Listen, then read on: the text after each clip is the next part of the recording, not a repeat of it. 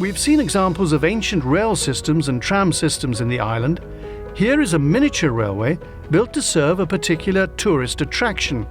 The Groudle Glen Railway, just north of Douglas, takes passengers through the woods, out along the cliff's edge, to a place called Sea Lion Rocks. It was called that because, in Victorian times, and in a specially built pool, there were sea lions. The sea lions are long gone, but the railway line, thanks to a band of very enthusiastic people, is in pristine shape and is a major draw. This is one of those small trains called appropriately Sea Lion.